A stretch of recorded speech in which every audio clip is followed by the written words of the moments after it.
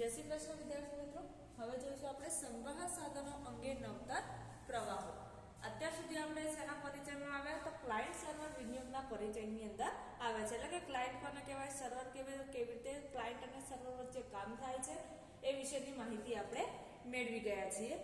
જેમાં એક computer machine સાધન અથવા સુવિધા પ્રદાન કરનાર તરીકે કાર્ય કરે છે. કોમ્પ્યુટર શું કરે છે તો એક મશીન સાધન અથવા એક સુવિધાને પ્રદાન કરતું એક માહિતી એક એના સાધન તરીકે કાર્ય કરે છે. જ્યારે અન્ય કોમ્પ્યુટર મશીન સુવિધાનો ઉપયોગ કરનારા હોય છે. જે ફાઇલ સર્વર એક આવો જ વિનિયોગ છે તે તેની સાથે જોડાયેલા તમામ ક્લાયન્ટ મશીનને ફાઇલ સંબંધી સુવિધાઓ પ્રદાન કરે છે. ક્લાયન્ટ કોને કહેવાય અને સર્વર કોને કહેવાય? તો ક્લાયન્ટ છે એ કોઈપણ કોમ્પ્યુટર કોઈપણ મેઇન કોમ્પ્યુટર સાથે જોડાયેલ પોતાનું personal computer as a client પણ કહેવાય. અને જો એ વસ્તુ નેટવર્કમાં જોડાયેલી ન હોય, એટલે કે કોમ્પ્યુટર નેટવર્કમાં જોડાયેલું નથી, તો એ તમારું સર્વર પણ બની શકે છે. એટલે કે માહિતીનું આદાન પ્રદાન કરવા માટેનું મશીન એક પ્રકારનું ક્લાયન્ટ છે. અને એ ક્લાયન્ટ અલગ અલગ ક્લાયન્ટો જ્યારે એક જ સર્વરમાં જોડાયેલા હોય, એક જ કોમ્પ્યુટર સાથે જોડાયેલા હોય નેટવર્કની અંદર, ત્યારે એને કહેવામાં આવે છે સર્વર.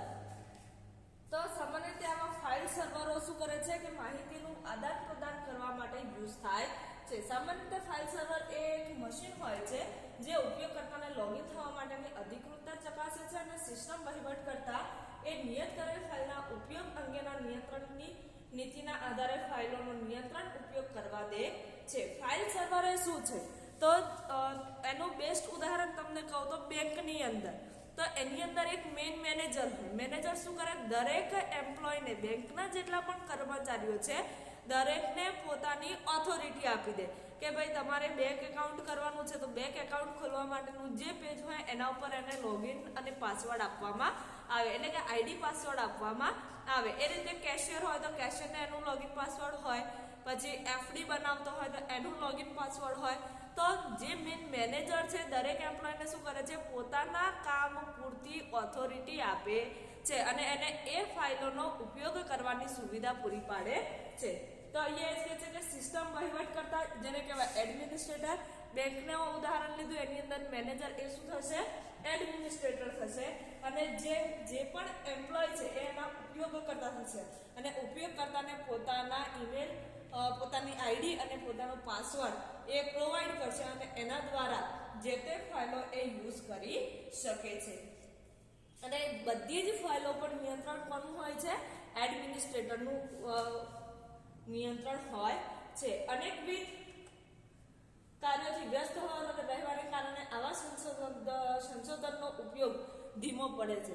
હવે એડમિનિસ્ટ્રેટર હોય તો એને બહુ બધા કામો હોય, તો આ બધા ઉપર એનું નિયંત્રણ રાખવું, એની દેખરેખ રાખવી થોડી અઘરી પડે છે. એટલે કે એનો ઉપયોગ કેવો પડે છે, ધીમો પડી જાય છે.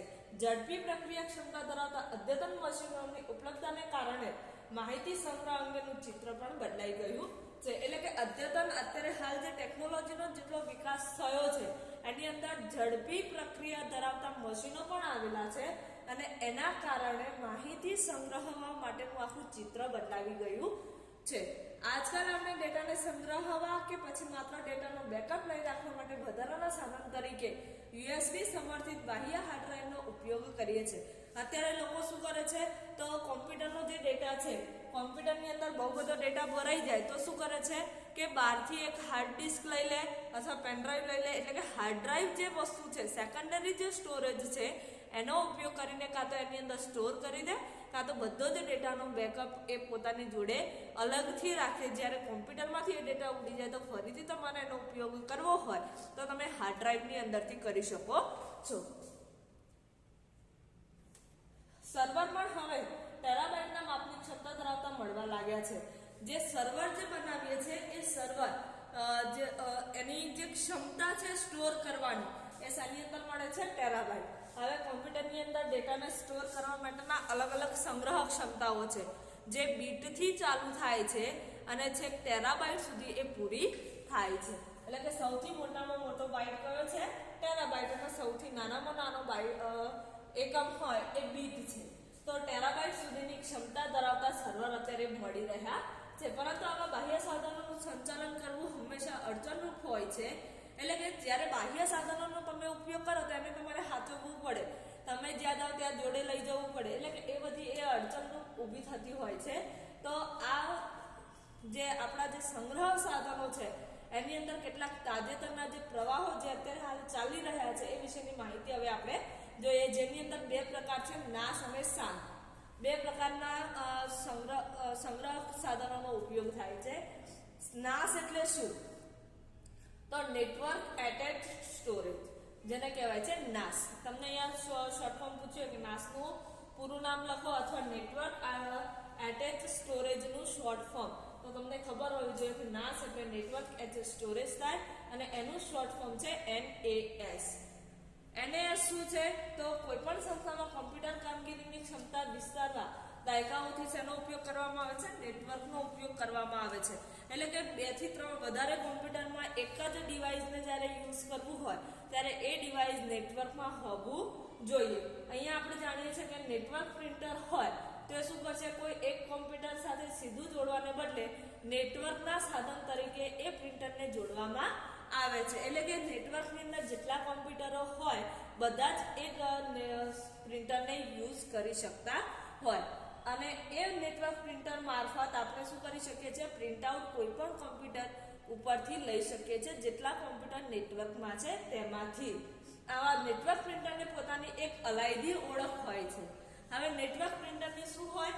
હવે દરેકને અલગ અલગ પીસીમાંથી પ્રિન્ટ કાઢવી છે તો એને કેવી રીતે ખબર પડશે કે આ જ પ્રિન્ટર જોડાયેલું છે? તો દરેક પ્રિન્ટર જે પ્રિન્ટર નેટવર્કની અંદર જોડાયેલું છે એનું અલગથી પોતાનું એક એડ્રેસ હોય છે, ઓળખ હોય છે, જેને કહેવાય છે અજોડ IP એડ્રેસ હોય અને એ IP એડ્રેસ દરેક કોમ્પ્યુટર વચ્ચે શું કરેલું હોય છે? વહેંચેલું હોય છે અને એ વહેંચેલ પ્રિન્ટર કરતાં પણ વધુ ઝડપે કામ કરી શકવાનું સામર્થ્ય ધરાવે છે. નેટવર્ક એટેચ સ્ટોરેજ એટલે કે નેટવર્ક. હવે નાસ એટલે શું? તો નાસ એટલે કે નેટવર્ક સાથે જોડાયેલા સંગ્રહ વ્યવસ્થા પણ કંઈક આવી જ ટેકનિક છે. તે હાર્ડ ડિસ્કની સંગ્રહ અંગેની તંત્ર વ્યવસ્થા, જેને કહેવાય છે હાર્ડ ડિસ્ક સ્ટોરેજ મિકેનિઝમ છે. એટલે કે કોઈ વ્યક્તિના કોમ્પ્યુટર સાથે સીધું લગાડવાને બદલે તેને તેનું પોતાનું એક નેટવર્ક એડ્રેસ આપવામાં આવે છે. નાસ એટલે શું? તો નેટવર્ક સાથે પીસીને જોડવા માટે એની સંગ્રહ વ્યવસ્થા પણ કંઈક આવી જ ટેકનિક છે કે જેની અંદર હાર્ડ ડિસ્કની સંગ્રહ અંગેની વ્યવસ્થા, એનું જે આખું મિકેનિઝમ છે એ કોઈ કોમ્પ્યુટર સાથે સીધું જોડવાને બદલે એ શું કરશે? આવા નેટવર્કની અંદર એના પીસીને જોડી દેશે, એના હાર્ડ ડિસ્કના આઈડીને એની અંદર સ્ટોર કરશે, જેનાથી એ હાર્ડ ડિસ્કની અંદર પોતાનો ડેટા સ્ટોર કરી શકે છે. એટલે કે નેટવર્ક એડ્રેસ દ્વારા એ સીધું કોમ્પ્યુટરના હાર્ડ ડિસ્કની અંદર પોતાનો ડેટા સ્ટોર કરી શકે છે. નાસ ડિવાઇસમાં ટેરાબાઇટ ક્ષમતાવાળી એક અથવા આવી એક કરતાં વધુ હાર્ડ ડિસ્ક હોઈ શકે છે. ટેરાબાઇટ વાળી જ્યારે ક્ષમતા ધરાવતી હોય હાર્ડ ડિસ્ક ત્યારે NAS ડિવાઇસ. નાસ શું છે? એક પ્રકારનું ડિવાઇસ છે જેની અંદર ટેરાબાઇટ ક્ષમતા ધરાવતી એક અથવા એક કરતાં વધારે હાર્ડ ડિસ્ક તમે ઉપયોગ કરી શકો છો. એની અંદર સમાવેશ થઈ શકે છે. તે લોકલ એરિયા નેટવર્ક સાથે જોડાયેલું હોય છે અને તેને એક અજોડ IP એડ્રેસ આપવામાં આવે છે. હવે તમારે બધા જ પીસીનો ડેટા કોઈ એક જગ્યાએ સ્ટોર કરવો હોય, એટલે કે તમારે 4 પીસી નેટવર્કમાં જોડેલા છે અને 4 પીસીનો ડેટા કોઈ એક જ જગ્યાએ સ્ટોર થતો હોય, ત્યાંથી તમને બધો ડેટા એક જ સમયે મળતો હોય ત્યારે એના માટે શેનો યુઝ થાય છે? નાસ ડિવાઇસનો ઉપયોગ થાય છે. એ નાસ ડિવાઇસ શું કરે છે? તો ટેરાબાઇટ વાળી અલગ અલગ હાર્ડ ડિસ્કને એ નાસ ડિવાઇસ જોડે કનેક્ટ કરવામાં આવે છે, જેનાથી એ આખું નેટવર્ક કયું બને છે? લોકલ એરિયા નેટવર્ક બને છે અને એના IP એડ્રેસ દ્વારા દરેક પીસીનો ડેટા એની અંદર સ્ટોર કરવામાં આવે છે. ઉપયોગકર્તા જ્યારે મુખ્ય સર્વર પાસે એક ચોક્કસ ફાઇલ માંગશે ત્યારે મુખ્ય સર્વર દ્વારા ફાઇલ માટેની ઉપયોગકર્તાની વિનંતી ચકાસવામાં આવશે, જેથી ઉપયોગકર્તા તે ફાઇલનો ઉપયોગ કરવા અધિકૃત છે કે કેમ તે જાણી શકાય છે. અહીંયા શું કહે છે કે નાસ ડિવાઇસમાં જ્યારે ફાઇલો સેવ થાય છે ત્યારે શું કરવામાં આવે છે? તો ઉપયોગકર્તા ખરેખર આ ફાઇલનો યુઝ કરવા માટે એને રિક્વેસ્ટ કરેલી છે કે નહીં જો રિક્વેસ્ટ અને સર્વર જોડે કરેલી હશે તો એની વિનંતી શું કરવામાં આવશે? એડમિનિસ્ટ્રેટર દ્વારા ચકાસવામાં આવશે. જો એ અધિકૃત હશે એટલે કે એ ઓથોરાઇઝ પર્સન હશે તો જ એને એ ફાઇલનો ઉપયોગ કરવા મળશે, બાકી એને એ ફાઇલનો ઉપયોગ કરવા મળશે નહીં. ફાઇલ સંગ્રહનો ઉપયોગ તેમજ ઓથેન્ટિકેશન સર્વરમાંથી તેનું સંચાલન દૂર કરવાને લીધે હવે આ માટે એક જ પ્રોસેસર સાધન ઉપર ભારણ ઘટી જવાના કારણે એપ્લિકેશન પ્રોગ્રામિંગ અને ફાઇલ મોકલવાની અને મેળવવાની બંને પ્રક્રિયા ઝડપી બને છે. અહીંયા શું થાય છે તે સર્વરને ઓથેન્ટિકેશન કરવાનું જે સંચાલન છે આ નાસ ડિવાઇસ દ્વારા દૂર કરવામાં આવે છે, જેના કારણે પ્રોસેસર સંસાધન પર એનું ભારણ ઘટી જાય. એટલે કે પ્રોસેસર પર જે એનું ભારણ આવે છે ઓથેન્ટિકેશન માટેની જે રિક્વેસ્ટો જે આવે છે અને એના કારણે એના રિસ્પોન્સ જે આપવાના થાય છે એનું ભારણ ઘટી જવાના કારણે તો ફાઇલો મેળવવાની અને આપણે એની અંદર મોકલવા માટેની પ્રક્રિયા છે વધારે ઝડપી બને છે.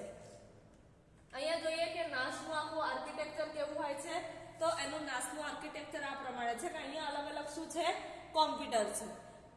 અહીંયા મોબાઈલ છે, અહીંયા કોમ્પ્યુટર, આ કોમ્પ્યુટર બધાને શું કરેલું છે? એક ડિવાઇસ દ્વારા એને કનેક્ટ કરવામાં આવેલા છે. શું કરવામાં આવેલા છે? કનેક્ટ દ્વારા. હવે આ જે કોમ્પ્યુટર છે એને વાયરો દ્વારા કનેક્ટ કરવામાં આવે છે અને કનેક્શન શેની અંદર થશે? કોઈ પણ એક સ્વિચની અંદર એને કનેક્ટ કરવામાં આવશે. એટલે કે કોમ્પ્યુટર હશે તો એને વાયર દ્વારા એને કનેક્ટ કરવામાં આવશે, જ્યારે લેપટોપ છે, મોબાઈલ છે એને તમે વાયરલેસ કનેક્ટ કરી શકો છો. અને એને વાયરલેસ કનેક્ટ શેના દ્વારા થશે? તો કોઈ પણ એક મોડેમ હોય અથવા કોઈ પણ એવું એક ડિવાઇસ હોય કે જેના દ્વારા તમે કોઈ પણ કોમ્પ્યુટરને કનેક્ટ કરી શકો છો. જેમ કે આપણે એક મોબાઈલને બીજા મોબાઈલ જોડે કનેક્ટ કરવું હોય તો શેનો ઉપયોગ કરીએ છીએ? આપણે વાઈફાઈનો યુઝ કરીએ છીએ. એટલે અહીંયા વાઈફાઈ કનેક્ટેડ એક ડિવાઇસ મૂકવામાં આવે જેનાથી વાયરલેસ કનેક્શનો એની અંદર જોડાઈ શકે અને એક સ્વિચ મૂકવામાં આવે કે જેની અંદર વાયરથી તમે કોમ્પ્યુટરને શું કરી શકો છો? જોઈન્ટ કરી શકો છો. અને આ બંને વસ્તુની અંદર જે જોઈન્ટ કરેલું હોય એટલે કે એક્સેસ પોઈન્ટ અને સ્વિચ બંનેની અંદર જેટલી વસ્તુ તમે જોઈન્ટ કરી છે, જેટલા ડિવાઇસ જોઈન્ટ કર્યા છે એ બધાનો ડેટા શેની અંદર સ્ટોર થાય છે? નાસ સર્વરની અંદર સ્ટોર થાય છે. અને એની અંદર દરેક જે ડિવાઇસ છે એના આઈપી એડ્રેસ પ્રમાણે આ નાસ સર્વર ઉપર પોતાનો ડેટા સ્ટોર થાય છે. તો આ છે નાસનું આખું આર્કિટેક્ચર. એના પછી જોઈએ નાસ પદ્ધતિમાં સંગીત, ચલચિત્રો, છબીઓ અને ફાઇલોનો ડેટા પણ આપણે અનુકૂળ સ્થળેથી ઝડપથી અને સરળતાથી આપણે સ્ટોર કરી શકીએ છીએ અને એને બીજાને મોકલવું હોય તો આપણે લોકોને વહેંચી પણ શકીએ છીએ. આની અંદર આપણે ડિજિટલ કેમેરા છે, સ્માર્ટફોન છે, કોમ્પ્યુટર છે, દરેક ડિવાઇસ જેટલા પણ ઇલેક્ટ્રિક ડિવાઇસ છે કે જે એકબીજા જોડે કનેક્ટેડ થઈ શકે છે એવા બધા જ સંસાધનોનો ઉપયોગ આપણે નાસની અંદર કરી શકીએ છીએ. એના પછી બીજા નંબરનું આવે છે SAN, જેને કહેવાય છે સ્ટોરેજ એરિયા નેટવર્ક. હવે સ્ટોર કેવી રીતે થાય છે? સ્ટોર કરવા માટેનું આખું નેટવર્ક કેવી રીતે ઊભું કરવામાં આવે છે? તો અહીંયા જોઈએ આપણે સ્ટોરેજ નેટવર્ક. તો સ્ટોરેજ એરિયા નેટવર્ક એનું નામ જ સૂચવે છે કે આમાં ડેટાને સંગ્રહ કરવા માટેનું એક નેટવર્ક એને સમર્પિત કરવામાં આવેલ છે. એક એકત્રિત કરેલ બ્લોક સ્તરના ડેટા સંગ્રહનો ઉપયોગ પ્રદાન કરે છે. SANનો મૂળ ઉદ્દેશ્ય એપ્લિકેશન સર્વરને જુદા જુદા સંગ્રહ સાધનો જેવા કે હાર્ડ ડિસ્ક, ટેપનો સમૂહ, ઓપ્ટિકલ સંગ્રહ સાધનો વગેરે જેવા વિવિધ સાધનોનો એક સરખો ઉપયોગ પૂરો પાડવાનો છે. SANનો મતલબ શું છે? એનો મેઇન ઉદ્દેશ્ય શું છે? કે જેટલા પણ આપણા સંગ્રહ સાધનો છે એ બધા જ સંગ્રહ સાધનોનો જેટલા ડિવાઇસ કનેક્ટેડ છે બધાને એક સરખો ઉપયોગ મળી રહે એના માટે યુઝ થાય છે સ્ટોરેજ એરિયા નેટવર્ક, જેને કહેવામાં આવે છે SAN. આવા એકરૂપ ઉપયોગની લાક્ષણિકતાઓને કારણે આવા વિવિધ જાતના સાધનો જાણે કે ઓપરેટિંગ સિસ્ટમ સાથે જો જોડાયેલા હોય એવો આભાસ થાય છે. હવે અહીંયા એક SANનું એનું ઉદાહરણ આપેલું છે કે SANની અંદર કેવી રીતે એના ડિવાઇસોને કનેક્ટ કરવામાં આવે છે. તો આપણે આગળ જોયું હતું કે આટલી વસ્તુ આપણે જોઈન્ટ કરી હતી એક્સેસ પોઈન્ટ અને સ્વિચ દ્વારા નાસની અંદર, અને શેમાં સ્ટોર થતું હતું? નાસ સર્વરની અંદર. જ્યારે આની અંદર શું થશે? તો સ્ટોરેજ ડિવાઇસ વધારે હશે. પેલામાં ખાલી એક જ સ્ટોરેજ ડિવાઇસ હતું, જ્યારે SAN ની અંદર તમારા સ્ટોરેજ ડિવાઇસ વધી જશે, જેની અંદર RAID છે, HDD છે, બીજું RAID લીધું છે, ટેપ લીધું છે, આવા અલગ અલગ સ્ટોરેજ ડિવાઇસ લીધેલા છે. અને દરેક ડિવાઇસને જેટલા પણ ડિવાઇસો છે બધા ડિવાઇસોને એની અંદરથી ડેટા સ્ટોર કરવા માટેની જગ્યા ફાળવણી એક સરખી કરવામાં આવે છે. એટલે કે એક પીસીને જેટલો ડેટા સ્ટોર કરવા માટેની જગ્યા આપી હશે એટલી જ જગ્યા બીજા બધા ડિવાઇસો માટે પણ એને ફાળવેલી હશે. અહીંયા નોંધો કે SAN એ લોકલ એરિયા નેટવર્કનો જ એક પ્રકાર છે જે મોટા પાયે ડેટાની હેરફેરનું સંચાલન કરવા માટે તૈયાર કરવામાં આવેલી છે. એટલે કે એક પીસીનો ડેટા જ્યારે બીજા પીસીમાં યુઝ કરવો હોય તો એ શેના દ્વારા કરી શકીએ છીએ આપણે કે એ આખું નેટવર્કની અંદર બધા જ પીસી જોડાયેલા હોય અને એ નેટવર્ક કયું બનશે? લોકલ એરિયા નેટવર્ક બનશે, જેનાથી એક પીસીનો ડેટા આપણે બીજા પીસીની અંદર યુઝ કરી શકીએ છીએ. અને એ પણ શેના આધારે?